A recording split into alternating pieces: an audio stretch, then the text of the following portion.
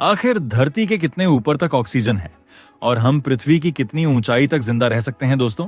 इस धरती के बहुत से ऐसे सवाल हैं जिनको हर कोई जानना चाहता है, लेकिन आज का यह वीडियो आपको वो ज्ञान देकर जाएगा जो बूढ़े होने तक आपके दिमाग में पड़ा रहेगा। जिस गोलाकार आकृति को आप देख रहे हो, ये धरती है। ये तो आप सब जानते हैं, लेकिन यहां से धरती की जमीन लगभग 10,000 किलोमीटर नीचे है। क्योंकि जब आप धरती को देखते हो, उसमें समुद्री और जमीनी क्षेत्र के साथ साथ धरती का वायुमंडल भी दिखाई देता है, जो धरती के चारों तरफ गोलाकार आकृति में फैला हुआ है। हालांकि यह वायुमंडल एक नहीं बल्कि कई वायुमंडल की परतों से मिलकर बना है। जैसे हमारी पृथ्वी के जमीन की परत है, वैसे ही हमारे वायुमंडल की भी परत है। उदाहरण के तौर पर मान लो जैसे कोई इंसान है और वह 4 से 5 मोटे कपड़े को ठंड से बचने के लिए पहना हुआ है।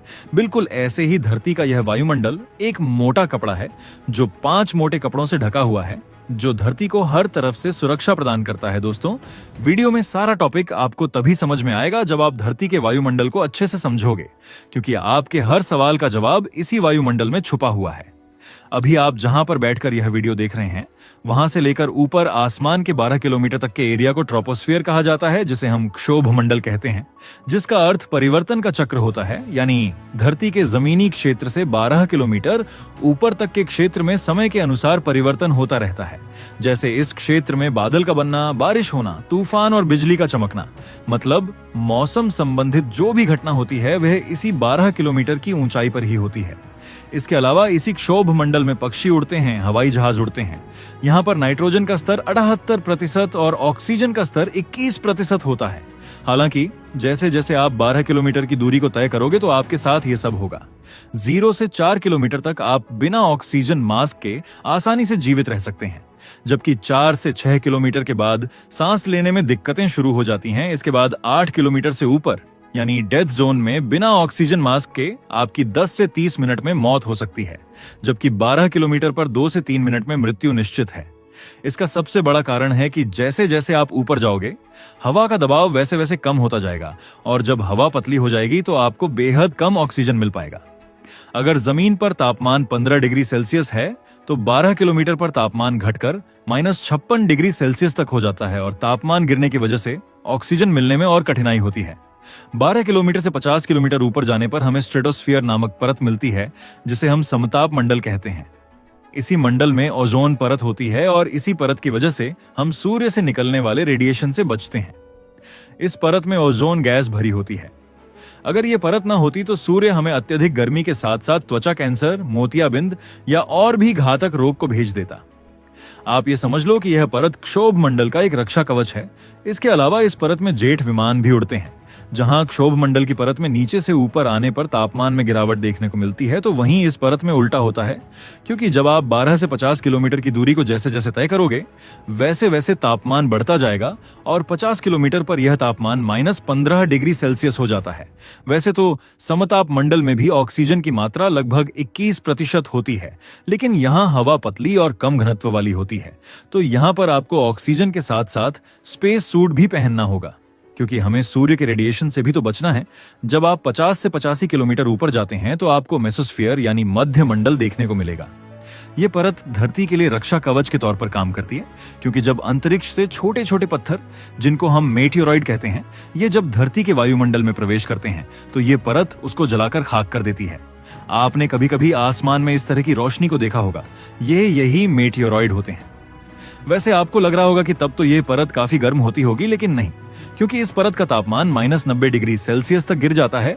लेकिन यह पत्थर लगभग 40 से 60,000 किलोमीटर प्रति घंटे की स्पीड से गिरते हैं, तो वायुमंडल के गैसों के कणों से टकराकर यह जलने लगते हैं।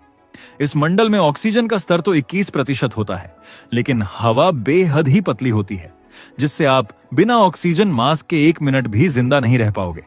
इसके अलावा बिना स्पेस सूट के यहाँ वायु दबाव इतना कम होता है कि इंसान का खून उबल सकता है।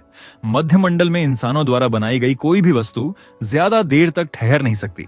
जब आप 85 किलोमीटर से 600 किलोमीटर ऊपर जाते हैं तो आपको थर्मोस्फीयर यानी तापमंडल देखने को मिलता है। यह एक अत्यधिक गर्म, ऊर्जावान और रहस्यमय परत है, जहां कई महत्वपूर्ण घटनाएं घटती हैं। थर्मोस्फीयर में सूरज की पराबैंगनी और एक्स-रे किरणें सीधे हवा के अणुओं से टकराती हैं। इस वजह से यहाँ का तापमान 1500 डिग्री सेल्सियस से 2500 डिग्री सेल्सियस तक पहुंच जाता है। लेकिन चौंकाने वाली बात यह है कि अगर हम यहाँ खड़े हो तो हमें ये गर्मी महसूस नहीं होगी, क्योंकि यहाँ हवा इतनी पतली होती है कि गर्मी ट्रांसफर नहीं हो पाती।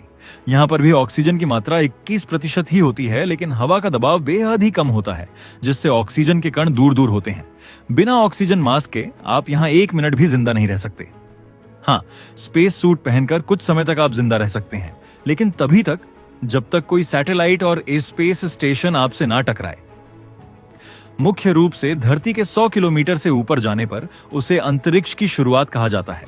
हालांकि इतनी ऊंचाई पर आप तैरने जैसा अनुभव नहीं कर पाओगे, क्योंकि उसके लिए आपको कम से कम 350 से 400 किलोमीटर ऊपर जाना होगा।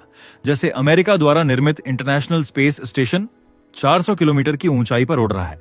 हालांकि यहां पर भी पृथ्वी का गुरुत्वाकर्षण बल लगभग 90% तक होता है, जिसकी वजह से इंटरनेशनल स्पेस स्टेशन हर समय धरती की तरफ गिर रहा होता है। लेकिन इसकी स्पीड और धरती के गोल होने की वजह से यह कभी भी धरती की सतह तक नहीं पहुंच सकता।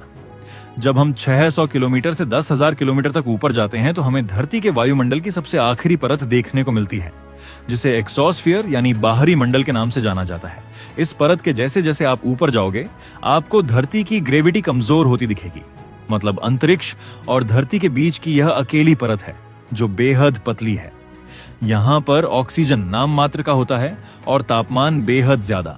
इस परत में आपको इंसानों द्वारा छोड़ी गई बहुत सी सैटेलाइट देखने को मिलेगी, जिसमें जीपीएस सैटेलाइट्स, संचार सैटेलाइट्स, मौसम सैटेलाइट्स आदि शामिल होते हैं। यानी 10,000 किलोमीटर से जब आप ऊपर जाओगे तो धरती की कोई भी परत आपको दिखाई नहीं देगी, लेकिन धरती का गुरुत्वाकर्षण बल कई लाख किलोमीटर दूर तक फैला हुआ है। हालांकि दूरी के हिसाब से इसके गुरुत्वाकर्षण बल में कमी आती रहती है, लेकिन एक पॉइंट ऐसा भी आता है जहां पृथ्वी का गुरुत्वाकर्षण बल 0 हो जाता है, जिसे हिल स्फीयर कहते हैं, जो धरती से 15 लाख किलोमीटर दूर है, क्योंकि यहां से सूर्य की ग्रेविटी काम करने लगती है। वैसे वीडियो के स्टार्टिंग में मैंने एक सवाल किया था कि इंसान इस पॉइंट से नीचे क्यों नहीं गिरता, तो उसका सबसे बड़ा कारण ग्रेविटी ही है, जो धरती की सारी चीजों को बांध रखा है, जिसमें समुद्र, पहाड़, इंसान, जानवर और बहुत कुछ शामिल है। अगर ये ग्रेविटी किसी कारणवश एक भी सेकंड के लिए खत्म हो जाए तो धरती की तमाम चीजें अंतरिक्ष में उड़ने लगेंगी। अगर आपको ये वीडियो पसंद आया हो तो लाइक कीजिए और कमेंट में हमें बताइए कि आपको धरती के वायुमंडल की कौन सी परत सबसे अच्छी लगी।